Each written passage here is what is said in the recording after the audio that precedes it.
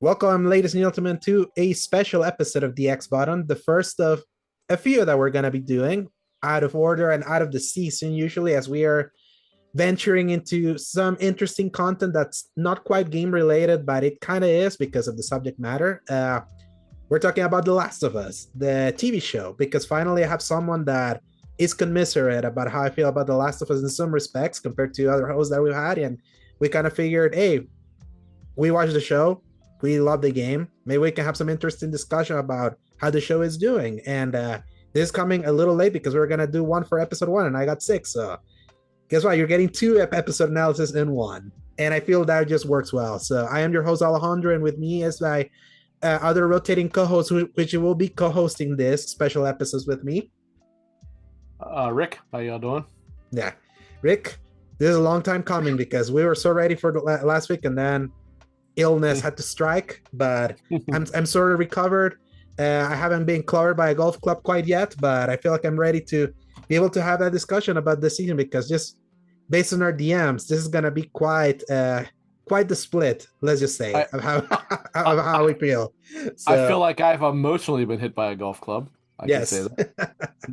yeah, me not quite, but I've been hit in different ways. But yeah, so there's gonna be kind of just us sort of recapping the episodes, kind of give a like talk about what happened, giving our thoughts about what happened, compare it to the game. And how we're doing it is that how I'm approaching this show, I'm approaching it as a TV show, even though I know the game. I'm trying to analyze the choices made as a TV show.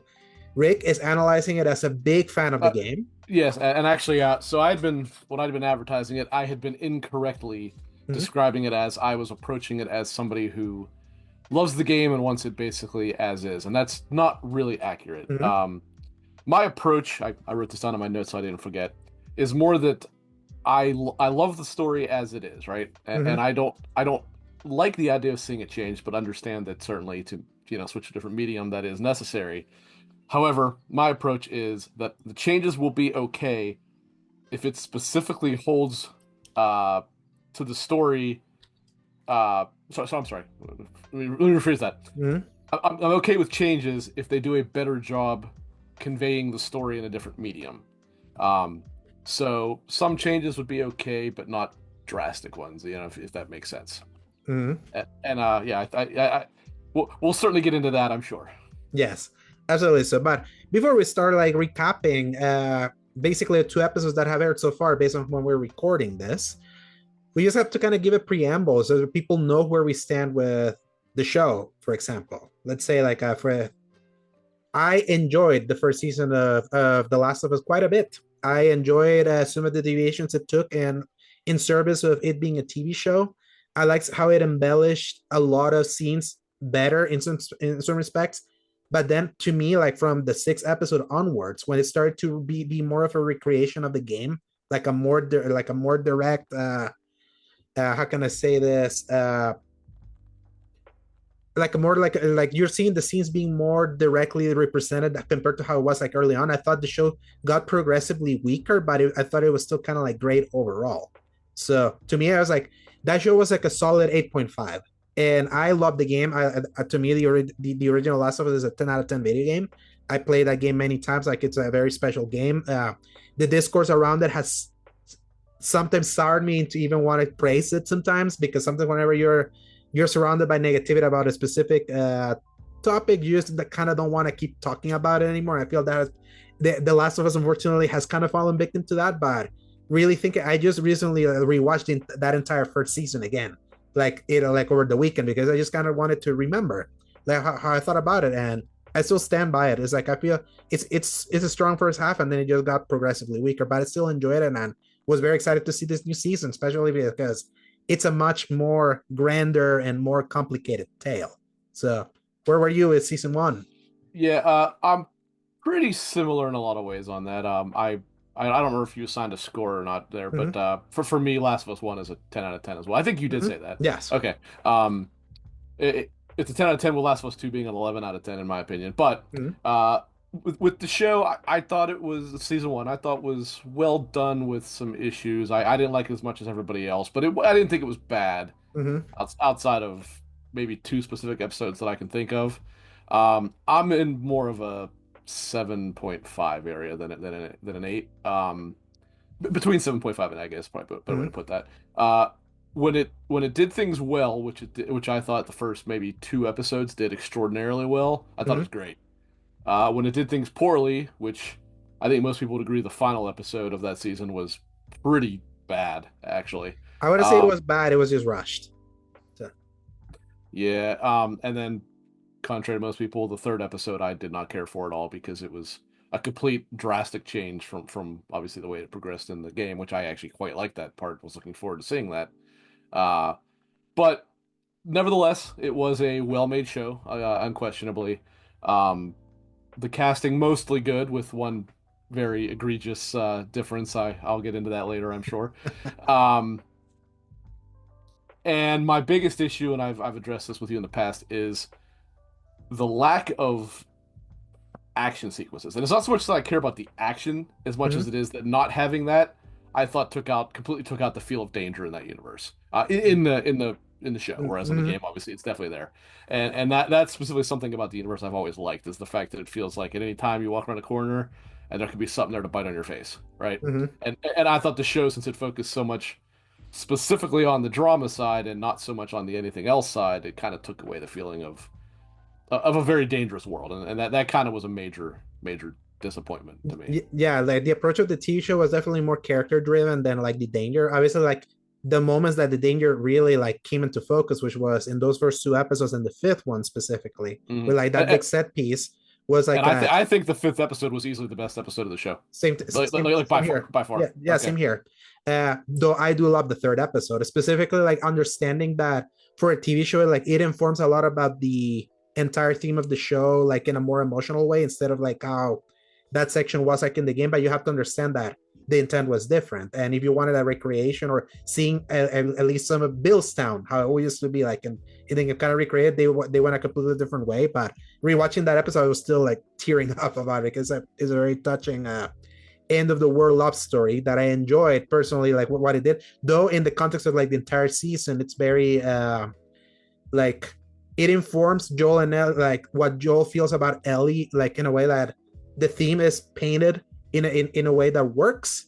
But in rewatch, this is definitely a pit stop in the narrative of that season. And I I feel that they have said that the reason why there was like a lack of infected in that first season was budgetary, and that was Mhm. something that they promised immediately when they greenlit the second season. That was like, yeah, we understand you wanted more infected. Don't worry, we got you. And Yeah, yeah, they've already overcorrected, actually, if yeah, anything. and we're definitely gonna talk about that. But overall, like Rick likes it good. I thought it was great. That first season was great. Obviously, the game is better, and I feel like so far with like the first 2 episodes that we've seen of season two, I wouldn't say that has quite changed, and I would say it's an even more drastic reconfiguring of the show towards like the intent of what they're pursuing now.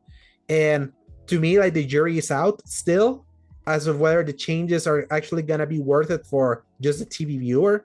But as someone that personally like thought the story told in the game was slightly messy but very effective at conveying like the theme that it was trying to convey. This definitely they're trying something different here, and just in the conversations that I've had with just the TV show watchers that don't know anything about the game that were surprised last night with like the things that happened. It seems that is still working so far. Obviously, there's been some people that are so distraught and say that this is their out because wink, wink, knock, knock. You know what happens? Golf clubs included. Tea time, yeah. Yeah. so, Um, so I would say I agree with that mostly, with an exception. mm-hmm, Something I kind of thought about. I was kind of ruminating on why I think I particularly like the way. So, for those who don't know, without going into great detail, mm-hmm. the game is structured in a rather interesting. Non-linear. Yeah, it's It is quite nonlinear, right? You have linear progression, then it doubles back and goes through it, and then finalizes that way. But in the process of when you're playing through those various linear sections, it has numerous amounts of flashbacks, right? And what's important about those is every one of those flashbacks, specifically to my knowledge, at least I can remember, every single one of them completely recontextualizes what you think you know about that story. yeah. like you think you know, okay, such and such happened. I hate this character now, right? Mm-hmm. Then you get somewhere, and all of a sudden it's like, whether you hate them or not is still, up in the air. But you might go, okay, there's a little bit more understanding as to why this person did what they did, Mm-hmm. and the whole time you're thinking this person are fighting. Is it because of this? And then you get a scene, and it's like, oh no, it's because of this. Then you get another scene and go, oh no, it wasn't because of that. It was because of this. And they kind of restructure that to the point that that whole reconceptualizing Mm-hmm. is not there now. Like it's totally gone. And Yeah. I imagine we'll get to Yeah, that. at But least a few of them are completely gone. I feel there's still a few that are gonna happen just based on there's the trailer there, that we saw. We know that's there's happening. two that I can think of off the top. Like Mm-hmm. the one at the very end of the game, I do believe they will probably save till the end of the show. Mm-hmm. Um, And there is one other one that they definitely have not shown yet, but I mean, you're right. I know which one you're talking about, and Mm-hmm. it's going to be in this season for sure. But that is probably where it's going to fall in line in progression of the game anyway. Mm-hmm. However, where this irks me a little bit, and not so much in a I want it to be the exact same way, but something that I kind of thought of about this is I don't know if this was Neil Druckmann's intention or not when he wrote it. Mm-hmm.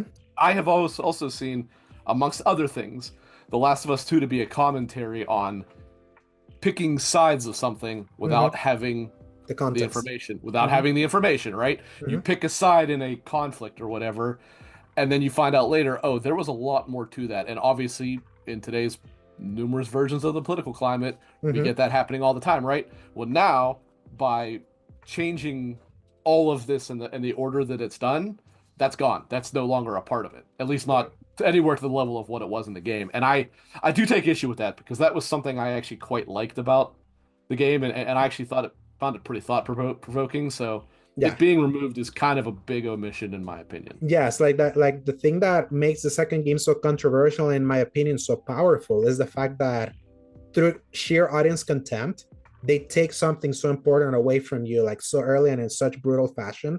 And it lets you, and if you didn't get spoiled, which unfortunately, like this game lives in the shadow of I how it did, was leaked. yeah, yeah. It was I very, got spoiled. yeah, it was very obvious that as you're playing through the first 10 to 15 hours of that game, you're meant to like be it's a massive gut punch and shock to the system, the thing that happens like early in that game, that then you're led to stew in those 10 to 15 hours with just considerable hatred. Like you have the motivation Hmm.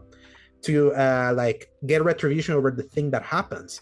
And then because of the structure and the way that the game was set up, it then once you feel you hit that crescendo, it uno reverse cards you on to It kind of show it you exactly why the thing happened, and then it it puts you in the completely shoes. pulls the rug out from underneath you. That's right. Yeah, and then it And forces you. everything you thought you knew, you don't know. Mhm. Like you could take a pretty educated guess at the beginning of who this group belongs to or is Mhm. from, right? Yeah. But the actual reason for what they do is totally different than what you had thought it was. Mhm. And the show pretty much showing that immediately totally takes that away. Yeah. Um, and then there's certainly more to that, but I'm sure we will get to it as we specifically Mhm. focus on the episodes. But I genuinely thought that was a massive mistake. I think it was a fear of the ridiculous and totally unnecessary backlash that followed the game, primarily Mhm. because of the early leaks of it.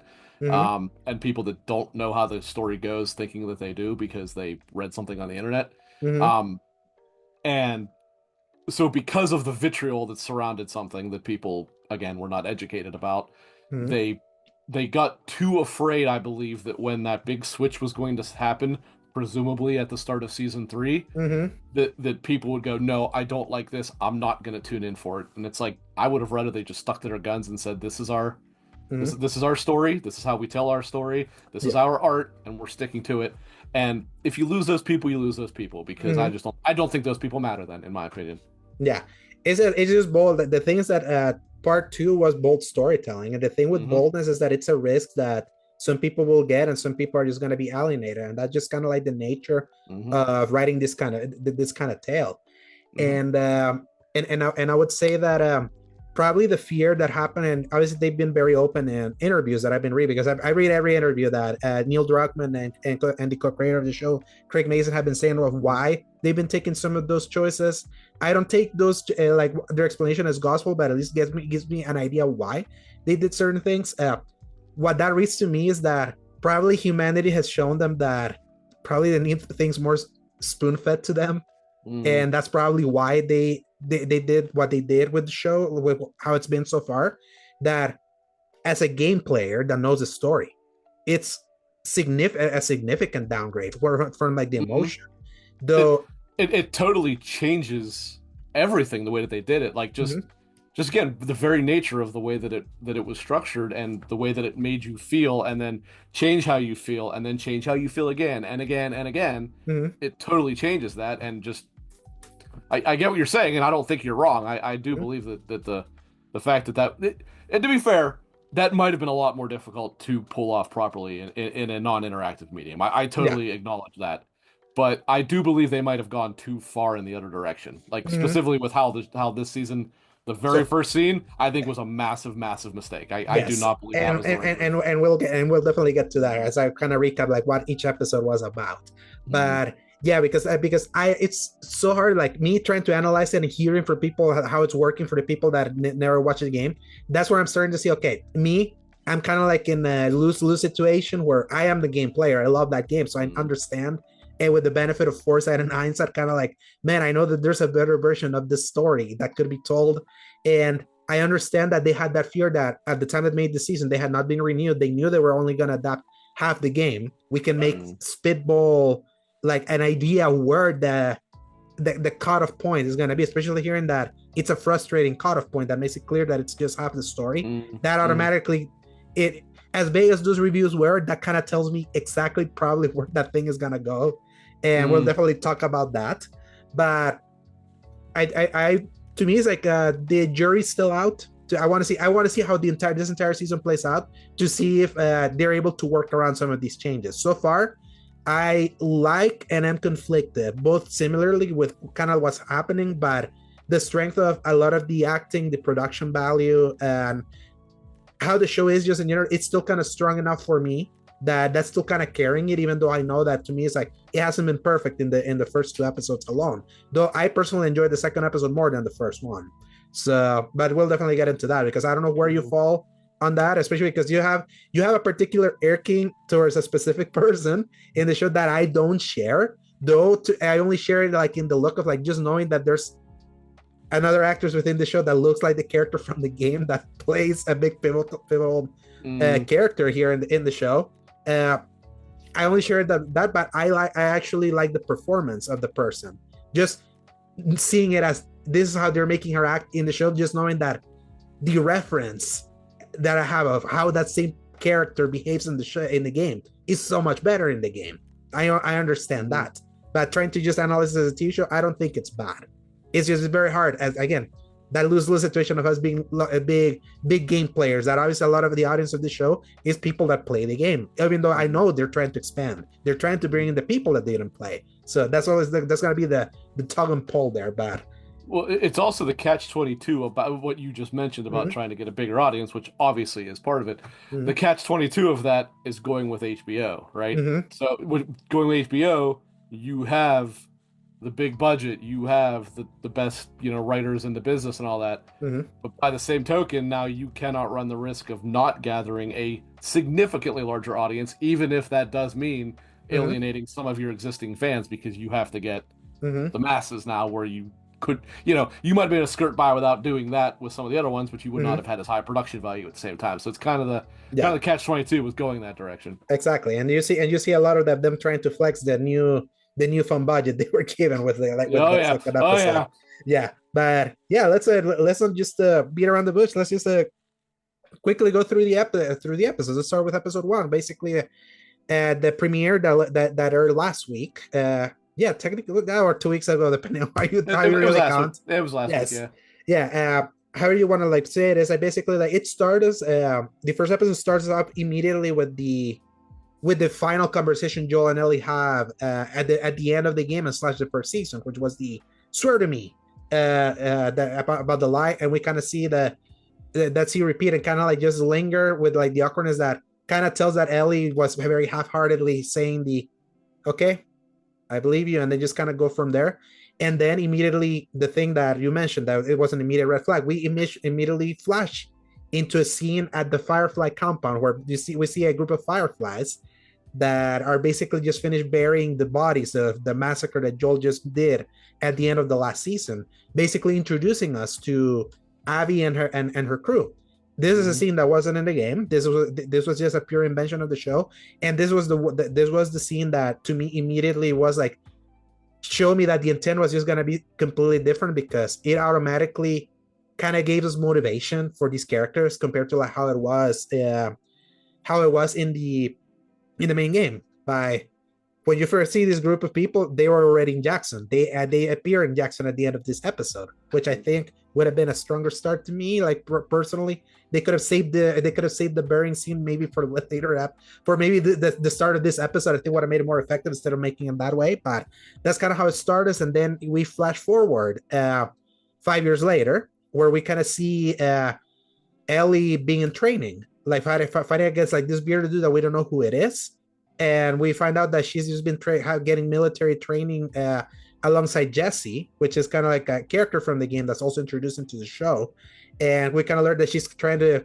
get tougher. Obviously, a little hard to believe considering her size, because she's just such a teeny tiny individual, and they kind of play around with her size, how that is really affecting her, and that's where.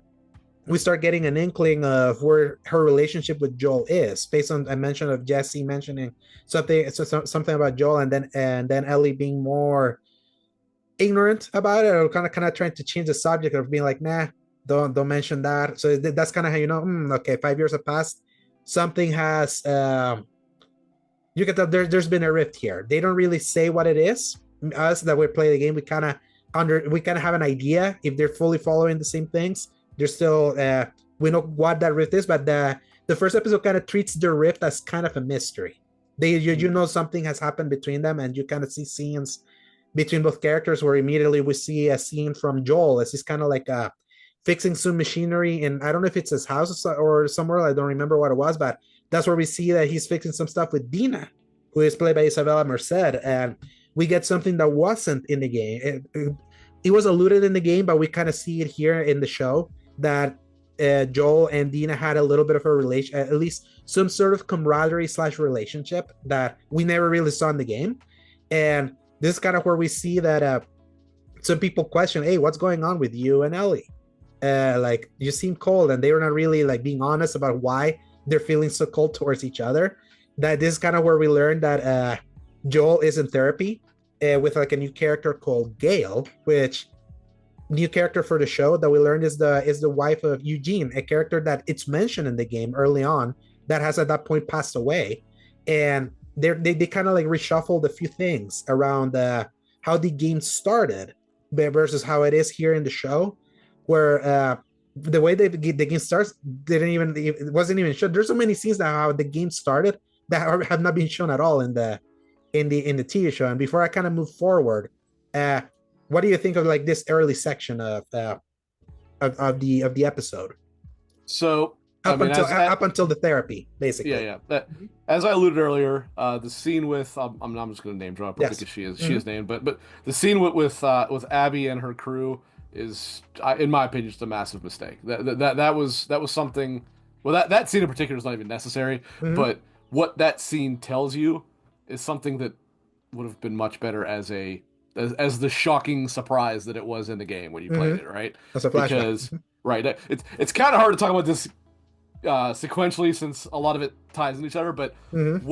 what the relevance is of what Abby's goal is, as she states in the beginning, her goal is to kill Joel. Right. Mm-hmm. Yeah. This was nowhere in the game. When this moment came, it came out of nowhere. Right. Mm-hmm. Now I kind of knew it was coming because some jerk on the internet rooted for me that he was killed, Mm-hmm. but nevertheless, it was still surprising when it happened. It was surprising how it happened, right? Mm-hmm. So the whole time you see, and I realize with the show, they're working on the assumption of, oh, this is what do they call it, literary irony or whatever, where we know what's happening, but the character does not, and they're working off the assumption everyone's going to think like, Joel's too important of a character, he's not going to Yeah. actually It's do it. it's a hitch. It's very Hitchcockian, like in how they're And, approaching it. but it immediately makes you distrustful of everything that Abby does, Mm-hmm. and that's that's not a good way to start it because the whole way that the game is built around this, and it's not just a I want it to be the game, it's more that this was done intentionally in the game, Mm-hmm. is you're like, wait, who's this other character? Why am I suddenly playing as someone else? Mm-hmm. And when things start happening with Abby, you're like, oh God, I gotta get out of here. You're watching this going like, well, if this is this character's goal, then I hope they get bitten or whatever, right? Mm-hmm. So yeah, that from minute one, I did not like that. Like if you would have just shown her and she didn't say anything, that would have been okay. Like you could have been like, oh look, there's some kind of remnants of the Fireflies or something like that. But her saying, "I'm gonna kill Joel" or however she phrased it was so that was a completely unforced error. Like Mm-hmm. that was just not necessary. You even could have done that scene again without having that line, and that would have still worked. Mm-hmm. Um, but I do agree with you. You had said a little bit earlier about the first episode ending with Mm-hmm. them looking over the cliff. Um, I believe that the way that she is first introduced in the game would have been the proper way to end that episode, which is if you remember, Mm-hmm. you do whatever you're doing with Ellie. I don't remember Yeah. exactly what it is, Mm-hmm.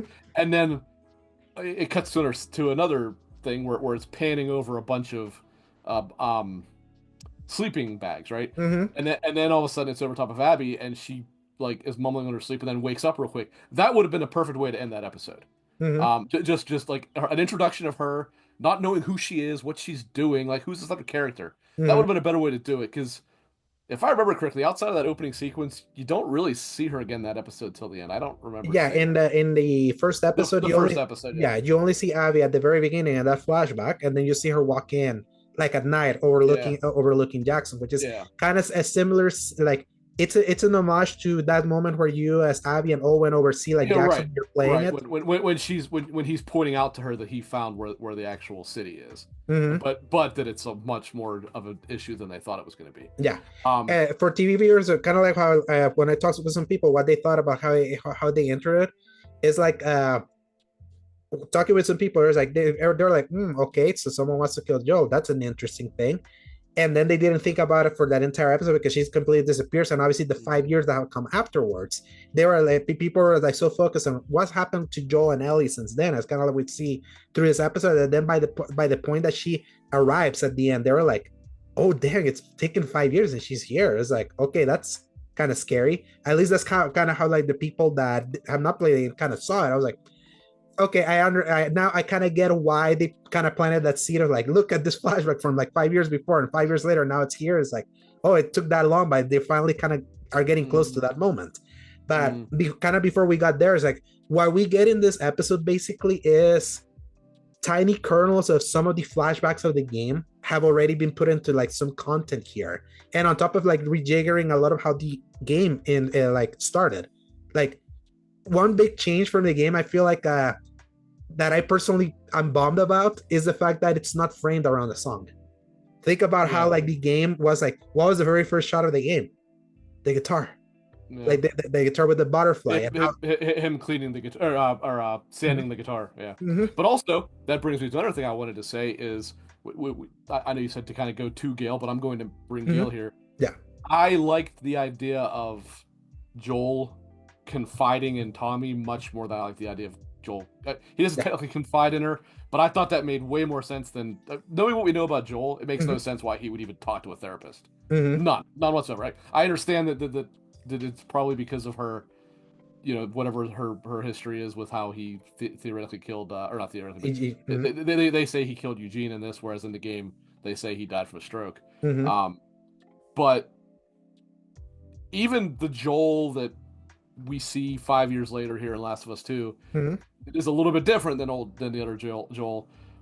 Still has all the signs of being the same general guy. He's Mm-hmm. just Yeah. more, Yeah. Yeah. He looks more. Yeah. He feels more drained. He definitely feels yeah, like they made him older in the show. but Like in the show. that character just doesn't make sense why he would be talking to a therapist. I understand the Mm-hmm. point is he's mad or not mad, but he's bothered that Ellie and him are on the outs. Mm-hmm. But I could see him talking to Tommy about it. Mm-hmm. I cannot see him talking to Gale. Yeah. That just makes no sense to me at all. Yeah, why it makes sense for me, especially it's like I feel here the restraint of not having as much action or as many or him killing as many people as you kill in the game kind of makes it because like in the TV show, the only time that you see him kill It's in the fourth and fifth episode in Pittsburgh, and then the few ones that he tortured in the winter chapter, which is the penultimate episode, before he goes on that big killing spree that we only get kind of like little We get glimpses as a of. montage for The some reason. montage of Yeah, the montage of the yeah, killing spree of the finale,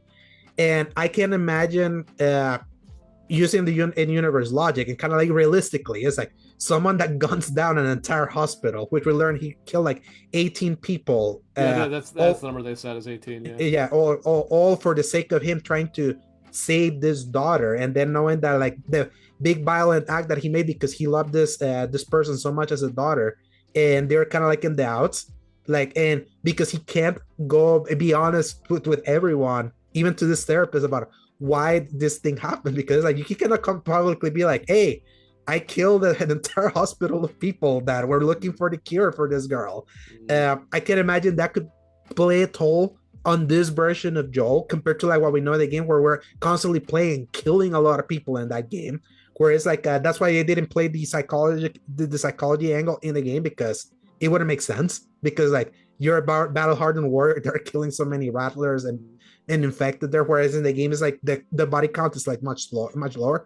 That's kind of why that makes more sense for me of why he would do the therapy, the therapist. That I was sort of okay that they left the I save her moment for the therapy scene, even though the game scene where he's It's opening up so to much more Tommy. powerful in the game. It's so much more powerful in the game. Yeah, I the think. Jesus Christ, Joel, like what did you do? Yeah, yeah. And that, but to me, it's like it is like a case of, as a TV viewer, like I love Catherine O'Hara so much, I and do like Catherine O'Hara, yeah, but and I feel that she's one of those that could make like a charismatic actor like Pedro Pascal feel like so like tiny just by her by kind of like the boisterous nature of her personality. I enjoyed that from the scene, even though I feel like, man, I do love kind of like the griminess of like when Joel is explaining to Tommy, yeah, I don't know what happened, man. I was like, I was so ready, I was buying into this BS, and then I was like, I needed to save her. I was like, what do you do? And then so this actually leads to a small point that I was going to get to mm-hmm, later, but we can get to it now, right? mm-hmm, So when I said about not minding changes, and that is true, I don't mind certain changes. I certainly don't mind mm-hmm, elaboration upon things, so I'm looking mm-hmm. forward to see what we get elaborated upon. But here is the issue with when you change things. All the little changes by themselves are not a big deal, right? Mm-hmm. But when you get all the changes together, it starts to compound. And every time you make a change, Yeah, just there's a think of the chance butterfly effect. there's a chance you got to make another change, and then that results in another change, and another change, and before you know it, we Mm-hmm, have a complete difference in terms of how the big scene in episode 2 mm-hmm. happens, right? Yeah, And very much for the worst, in my opinion. But mm-hmm. I know we'll get there. I just Yeah, wanted I to know. mention that like that's Yeah. the problem is that when you make the littlest change of, oh, he didn't confide in Tommy about this, he confided in this other character. Now you have this happen, which then leads to this happening and being different, and this being different, and before you Mm-hmm. know it, you've changed Yeah, because I think major like progression of the story. yeah, because at least at this point in the story, we don't even know if Tommy's privy to Correct. what like maybe they'll tell us that he told Tommy off screen and he's just been Right. kind of like hiding it. But Right. at least in the TV show version, we know that he like Joel has not been forthcoming about like what he did at Salt Lake City, like. Mm. And he talks around that with to Gail, and Gail was like, I've known many people to know that you're trying to ask me for advice of what's eating you, but I know you're not telling me the truth. And I felt that was like a very relatable thing where sometimes you're asking for help for something and you don't really want to say what it is, even though Right. you know that the truth will set you free. It's that scene worked for me from that angle. But again, it kind of like it says, like there's that butterfly effect of like not knowing if the person that knew this in the game knows it here in the TV show, makes you then wonder how's he gonna find that out. Will that also give that character the motivation to then go against these people, considering that character wasn't there? But we'll get there. For later in this episode, we kind of see sort of the burgeoning relationship between Ellie and Dina when they go on a patrol that has air of the patrol that you kind of see in the game, but things are kind of like out of order if you're trying to it's compare. it's part of it, but not Mhm. all of it, because all of it is changed later when in the Exactly. second episode. Yeah, it's weird. Yeah. That said, did you notice something? I just thought that this is kind of Hmm. a little thing. In the game, when you were on the specific patrol, Hmm. they mention about Ellie having gone on the date with Kat. Cat You and actually see Kat for the Mhm. first time in this, yeah. Exactly. So it's like, kind of like what the TV show sometimes does, that you hear some inference of something in the game and you kind of see it elaborated here. Same like with Mm, Frank. Like Frank would never see him other than banging, and we got mm, like a full episode of him. Like Eugene, we didn't see. We know that we're getting a flashback episode that is gonna have him in it. We'll probably see what mm. happened to Eugene, but because by right, Neil and Craig Mason have been saying that that is happened. That's coming. Not because I've seen the Yeah. episode. We gotta No, make no, no, yeah. No, yeah. they We're have said, yeah, they mhm. have said they're going to show his story or whatever. Exactly. So, which I find interesting. I was like, why are you wanting to do this story? But Yeah, again, I want to see, like, I want them to prove me why they're doing that. And yeah. while we're going through like this patrol, we kind of get a little bit of air of the playable sequence that happens in the game where they're kind of going from like the empty towns and finding some of the infected. They see like remnants of like, man, a lot of infected. They devoured this bear or whatever. I think it wasn't quite a bear It in was the a game. moose in It the was a game, moose in the game. but Yeah. it was a bear in the show. Yes. Yeah, you see a buzz that reminds me of one of the ones that you climb in the game. I was like, that's cute. That's a kind of little Oh, wing. the truck. Yeah, yeah. Yes, and obviously we see the kind of playful nature of Ellie and Dina, kind of like how they take care of this clicker in here. That here's kind of like what I find interesting. That I feel that despite the age of these characters, like they played their characters much younger than they should be, considering that they're playing the age of the characters that as they were in the game, but in the game they feel more adult, whereas these characters feel just so much tinier and so much more childlike, and they treat So things like child like more like children. And I'm like, I wonder if that's kind of like they realize the mistake of casting someone that looks like these people, then they kind of have to kind of rewrite maybe some of the personality for them to feel more younger than they are. You know what I mean? And instead of so, so I certainly agree with that on mm-hmm, Bella Ramsey because as we know, that is specifically the character that I have a massive issue with the mm-hmm, casting. However, I don't think I agree with that when it comes to Isabella Merced as Dina because mm-hmm, actually think that she has done a pretty bang on job for the most part. She's maybe a little more bubbly than yeah, Dina was in the game, but not overly so. And Dina was pretty bubbly in the game too. mm-hmm, But I think she actually I've seen people that say that she doesn't look like her. I'm like, if you look at her in costume, I think yeah, she looks just like her actually. I yeah, think that was actually a really good cast. mm-hmm, And I, I am not the biggest fan of Isabella Merced, but I do believe that she actually has done a pretty good job capturing the essence of that character. mm-hmm, She has the like charisma and like just constant flirtatiousness mm-hmm, down perfectly, and that's exactly what Dina was like. But yeah, also, you know, you can see a sense of like she's covering up trauma at the same mm-hmm, time, right?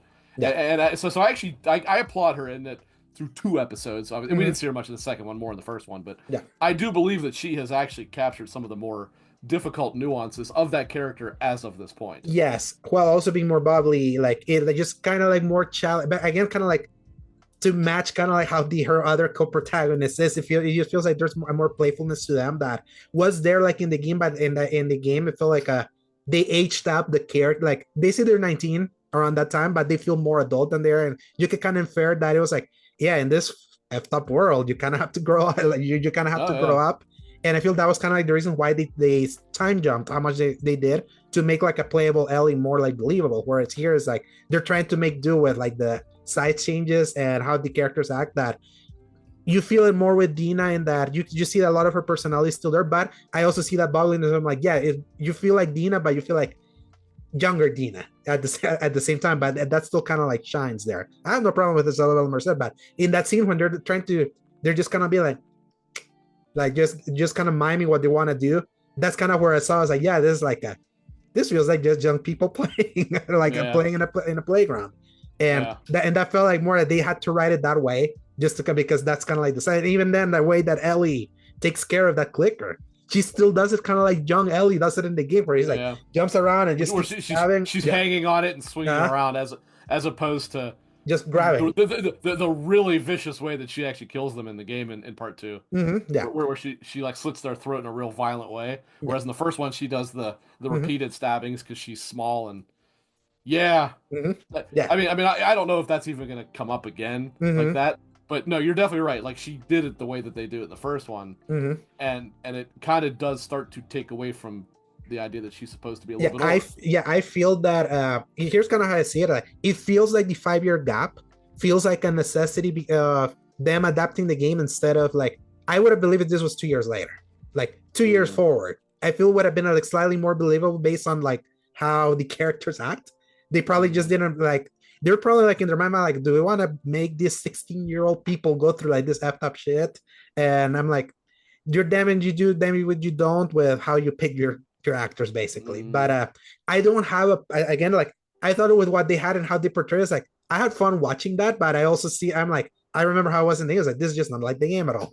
It's like they just feel much more mature at this point, even though they have a mm. playfulness. Even in the sex scene at the weed place that got skipped at all like, completely in this game. We'll talk about that Well, in the it show. obviously had to though because of the changing of Dina to Jesse. Exactly. So In the logistics of like which character was in which. right. During this sequence where we also see them introduce the stalker into the show, and I kind of like what I like about this is that I know that they have said that they want to add more of them to the mythology of like the virus, and with the stalker we kind of see they're like evolving from like the hive mind that we kind of see and the bloater that basically we already saw in the 5th episode of season 1, and just kind of like how they say that they were going to finally reincorporate the sports into it. I was like, I kind of saw it as a okay. They're mentioning how like they're getting autonomy, they're getting smarter and all that. I could see them like as an entire swath of yeah, we're gonna add more stuff to like what the infection and what cordyceps does to this world, and that's how we're gonna introduce it. Like maybe that's kind of they're gonna introduce the whole sports thing that was not at all in the game because it was just the tendrils, as you Mm. gruesomely saw with the The infected kiss of the death. kiss of death, Yeah. the literal kiss of death of the second Yeah. episode of season 1. And as you hear, it's like after Ellie confronts that stalker and kills that stalker, but before she got bit again, like it got bit in the stomach by the Which stalker. which I thought was so I actually I mean I did not have too much issue with the Mm-hmm. obviously the stalker is not actually there in the game. You just fight some clickers and some runners. Mm-hmm. It's a little bit because truthfully by that point you really don't have the means to fight a stalker. Mm-hmm. But I didn't mind how they introduced it there. I did find it bizarre that they had her get bit though. Like that Mm-hmm. doesn't seem like that serves any real purpose. Yeah. Since she's already obviously got the bite on Mm-hmm. the arm, so it's not like this is anything new. And it's still a good ways until she reveals to Dina Yeah. that she's immune. So it seemed totally unnecessary. It's So weird. here's kind of like what I found out because someone pointed out. It's like that kind of makes sense based on what happened in the second episode. It was like, because when she cuts it, you could see like that she has like those tendrils there when she cuts it, and then she washes it into like the sewers. What has the virus tendrils in the sewer? Some people are saying that the reason why the big invasion happens was that Ellie Well, got bit, I, it washed away the thing, and uh, the infector kind of like she washed away her like right. her hair bit, and that I thing kind of festered there, like in the I thought they found that long before she ever did that though. that when we see kind of like the when we see when we see the tube that has kind of like Right. the tendrils moving, it's at the end of the episode, right before we see Abby and the crew come in, and that's after she had already cut off Yeah, I guess you're their right. infection. So I was like, I could kind of see it as a way like maybe Ellie inadvertently like caused the invasion of Jackson by getting bit I, and then just washing that away. I So, I mean maybe that's possible. mhm, I very much dislike that if that's the case because the whole point is that Ellie something about Ellie's brain. Obviously the only one that knows is dead, uh-huh, but something about the way that her brain is prevents the infection. Because remember, mhm, so like a major talking point. This goes back to season 1 mhm, was she bluffing when she bit David? Was mhm, he actually infected? Even though it doesn't change her, uh-huh, could she spread it? And I'm almost positive Neil Druckmann said no. She is completely immune and cannot spread it. So if they change that here, that mhm. changes their own lore, which I Yeah, don't like I at would have all. to look after we finish recording. I want to look at to see if he's ever like blatantly said, because obviously he's being blatant about certain things, like him saying that the Fireflies were gonna get a cure. When some people Right. argued that it was like you Right. didn't really It see. was a they maybe, but he said no. They were going to. They Exactly. knew the answer. Right. And there's death of the author thing and how things are portrayed, which is a conversation for another time. But I do find that funny that she cut off like that bite that had that thing, flushed it out, and then like that virus kind of like festered. Think about it. How many times she's gotten bitten and she's just kind of like cut herself off and just put it Mm, there, and that let that thing grow like a little hive in the tubes. That's how like the infected when they all got triggered. They kind of saw. because they get controlled by that thing. That thing is their Right, hive right, mind. And that's right, kind of like what brought them in over to Jackson, but that's for the second episode when we're gonna talk about that. I just found right. that interesting. Maybe that's like the only reason why, like, other than just being them trying to drive home the fact, or like when she was screaming, "I'm infected," when she was in that sniper scene with Tommy, which obviously is like a reference to the sniper scene in the flashback Mm. of the I think it's the second flashback that you play in the game when you're with Tommy sniping, and then you Yeah, go. because it's when you're up at the ski lodge. Mhm. So yeah, yeah. Yeah, so it was like, okay, is it you're already doing the sniper scene? I wonder if you're gonna do that whenever you do flashbacks. So again, like them playing around with stuff, and then obviously we see that Dina and Ellie uh, talking with the council about like their findings, and kind of like the council be like, yeah, the virus is like that's scary. That it's probably vulnerable. We didn't know, but we're probably safe here. Not to worry. Mm. And then I gotta be like, hey, you should probably worry. You never know. And Yeah. then we kind of get the New Year's Eve barn scene, which for fans of the game, you know that this was the first gameplay sequence that we ever saw of this game, like back at E3 2018. That happens literally at the tail end of the game. I'll say it's the next to final flashback that you see, and Mm-hmm. you don't see it until the epilogue section of the game. Exactly, and they moved it forward here. But before we saw the barn scene, we kind of see one of the few interactions of Ellie and Joel when she's kind of like just chilling, fixing some weapons like in her workbench. A fun nod of her just fixing, and then Joel kind of come in and was like, "Hey, you're gonna go to that party at least just to pretend." And he was like, "Yeah, maybe." And then Joel kind of sees the guitar. The first time that we kind of like put emphasis on the guitar, and he touches it, and he's like, "Oh, these things are kind of shot. I'm gonna fix them." And he just kind of walks away, just kind of give an idea that they really have a very awkward relationship. Mm. But and then we go into the ballroom scene, and it it's almost a shot for shot, dialogue for dialogue recreation of the sequence in the game. Mm. And I would say it was pretty well done, like from down to the exact same song choices, like the way the camera played and all that. I was like, yeah, this is one of those few times that they recreated something that I was like, okay, it's like you did well here. Even down to the Seth calling them dykes. Uh, Right. though what I do find funny. I think he says a tad bit more in the show than he did in the game. Because I Mhm, think all he said in the game was something like, "This is supposed to be a family environment. Do mhm, that somewhere else, you dykes," or something like that. uh-huh. Whereas he doesn't say a whole lot more in the show, but I do believe he said a little bit more than what he did actually in the game. Yeah, it I, is like because this is a church about like we're at yeah, the yeah, yeah, yeah. church. You're right. Yeah, You're right. Yeah, they and he emphasize that does they're a not. church. Yeah, he doesn't say it that way in the game. He says it like it's supposed to be a family event. Yeah, and obviously we also see that moment where like whenever he calls him Dex, that's when Joel decks him. But in the game, it was just a push. In the show, he just Right. like decks him into Right. the like drops into the floor. And to me, it's like this is one of the few times that I'm like, I think I slightly preferred the show version because Joel made an absolute ass of himself, like pushing it that way. That Mm, it was like, dude, what the frick? I was like, I yeah. got this. I don't need your effing help because I felt like in the game, obviously at that point in time, you kind of know that the relationship is kind of frail. That just this little tiny little thing is like makes Ellie look too much Well, like an asshole. And see, so I would not mind this particular scene being moved up if it wasn't for one thing. Mhm, When you see this in the game, you also know the big reason mhm, why they are having so because that part happens before this part. So mhm, them showing this scene now doesn't really like make sense as to why there was such a blow up over it. You know what I mean? mhm. Like this isn't so much a this should be like it is in the game. It's more of a this does make more sense when you see it when you saw it in the game. Yeah, and also kind of like when you saw it in the game, this was what I kind of like. It kind of churns you in your stomach of like, oh my god, was because remember at the beginning of the game you get a reference to the scene Mm. through Right, dialogue. right, right, right. Yeah. So it was like when you see how they interacted, you're like at that point because you're nearing the end of the story. It's like, gosh, was this really the last time they talked to each other? And that's Right, what they said. And it's kind of like it's really heartbreaking to think that that was right. like that their last ever interaction was such as what was so hostile. In the T show, having moved it up and kind of like obviously in the game, there's kind of like wink wink of not when Idina's like before she kisses Ellie, it's like, oh man, these people should be afraid of you. Uh, in the game, it's like you already that's a wink or not how violent the journey Ellie kind of goes through. Right, This feels right, kind of like an ominous, kind of like tease wink wink of like what may be coming later. But again, it's just the intent of why they're showing us these scenes now just changes based on like their placement in right. the story. I just personally like that Joel decked No, That's like I completely would agree with stronger. that. Yeah, I would agree with that. That because also more fits his embarrassing character. because like holy crap, like Right. dude. And on top of that, it fits his character and how he would react to the situation more than simply pushing them. Exactly, because like But I feel it made in the game it made Ellie look too much like an asshole, and at that point because we already know that mm, Joel was gone, it was like it was more heartbreaking and made me feel bad for like it made me feel that I was like, man, I don't like you, Ellie. How why did you?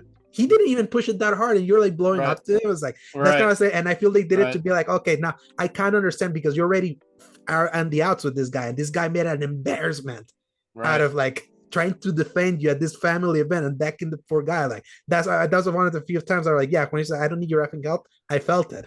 And obviously because Pedro Pascal is such an expressive, like Pedro Pascal is amazing at his like he has amazing expressions. He can say so much just with his face. And you even see it like in the second episode. And then immediately we see that they stare at each other when he's like sitting in the porch after like the New Year's Eve has happened and Ellie's going back home. Obviously a reference to The scene that we'll the scene probably with see at the very end of the game, right? Like yeah.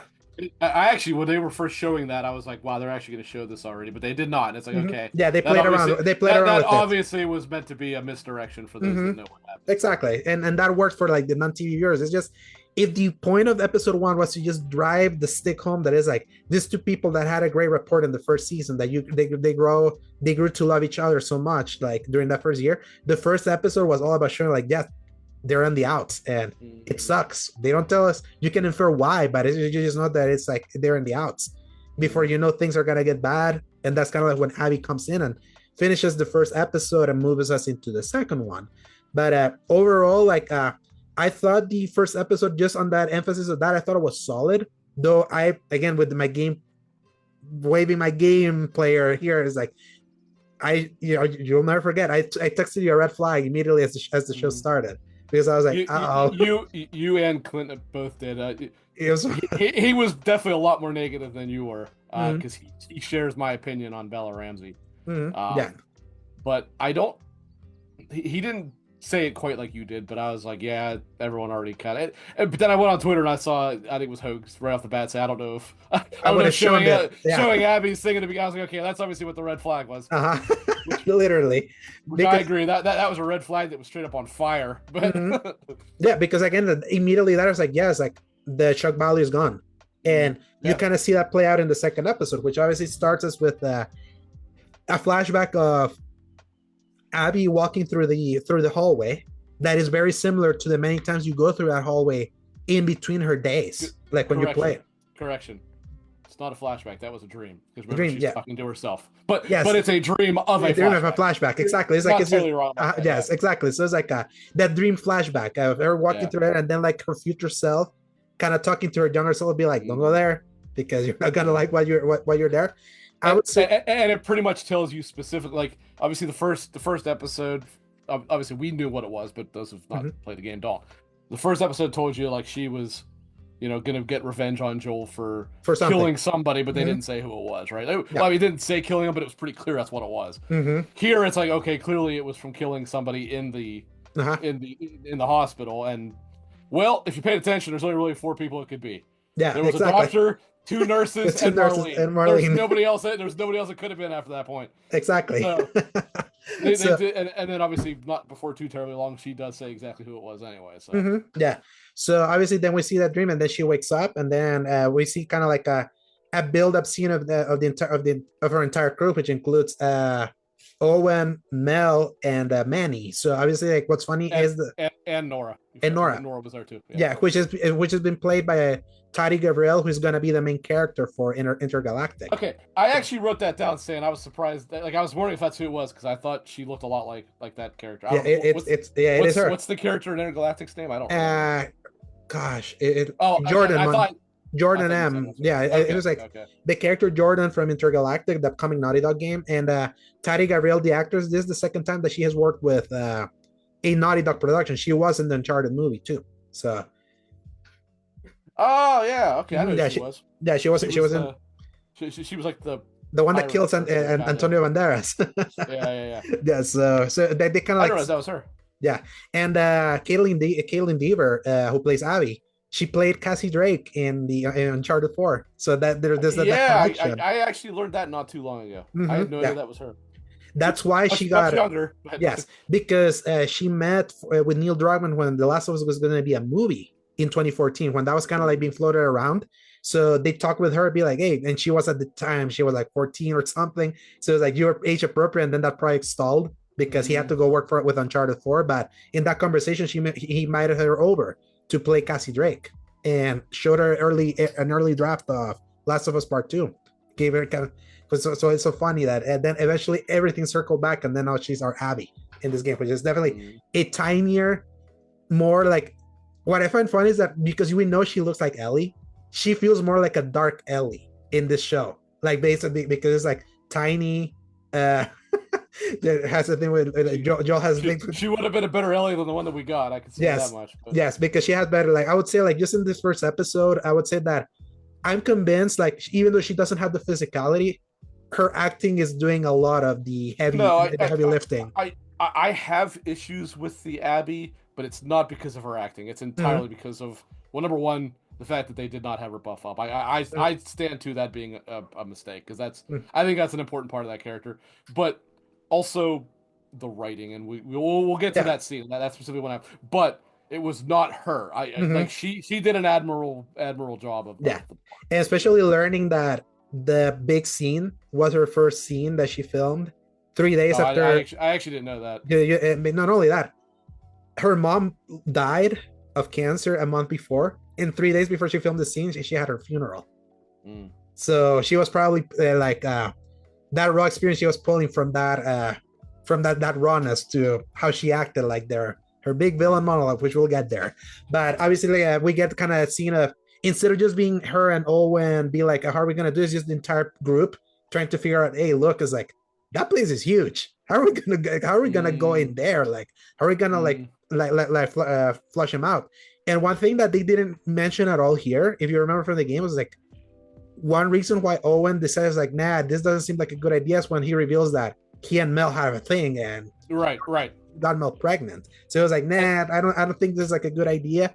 But they already kind of like are getting chicken shit here, because it's like, man, that's a big thing. It's just us. I don't think this is kind of like a good idea. Well, and also because now that they obviously leave a lot about Mel, Manny, and really, frankly, everybody except for Owen and Abby. They do leave a lot of their stuff not really told until later.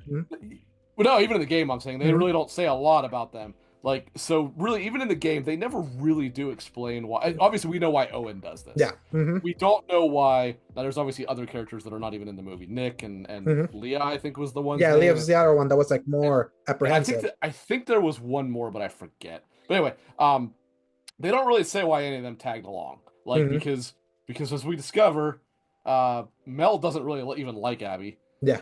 so I assume she was more tagging along with Owen, but like Manny, we could probably attribute to him wanting revenge, but some of them, it's like they didn't really care about revenge. I don't know if they just tagged along because they were friends with her, or if maybe they did want to say. It's weird. Like they were all part of that group, but she really seemed like the only one truly hell bent on revenge, as well as some Manny, because Manny obviously disrespects him pretty good. I would say that especially when you see the big scene that happens later in the episode and you compare it to the game, I feel everyone was more like on board, like, we gotta F this dude.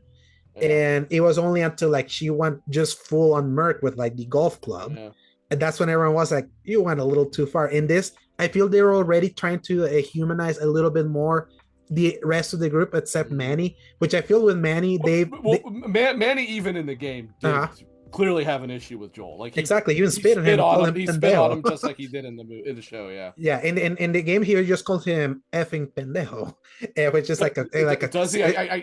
He didn't spit. I thought when he did. He did spit. He did spit in the show. It's I think you see it from Ellie's perspective when she's laying on the ground. He when he goes to walk away, he turns around and he spits, but I couldn't remember if he called him a pendejo or not. He called him the P word. Okay. Yeah. If you remember, it's kind of when Ellie's still hearing in their haze. So like it was hard to hear because of that, but he definitely does spit on him 100%. Yeah. And they've kind of added, if some other people say it, they've added the that guy with the hat that you kill first. I forget his name, Josh, or do you remember? It was a kid that you kill first, like he had a hat when Ellie comes in and slashes.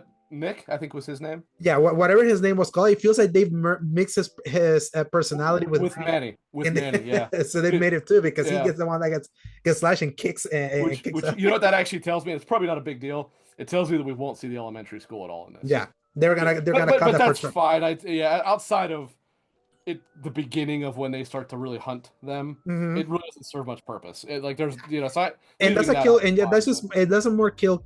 That's much more like a quick kill. If you remember, like the real meaningful It second kill was Nora. it was a well, yeah, but it was a pretty particularly brutal one though, since she Hmm. slits his throat with a piece of glass, Yeah, and early on. it kind of really shows you what you're like on pace for. Yeah, that's around the time where you're like all in on the revenge tale before things start taking a turn with Nora when more is being revealed. But that's for later episodes Yes. comparisons. Then obviously like Abby kind of goes. She says that she's gonna go scout as they're trying to hash out the plan, and that's when Laura's like, "Yeah, do you have a plan?" It's like, "Yeah, we need to come here. We gotta get out of here. This Right. kind of not gonna work."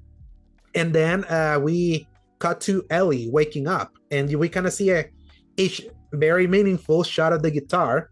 That is like if you're paying it, if you know the game, you pay attention, then you kind of know that they probably had to The talk.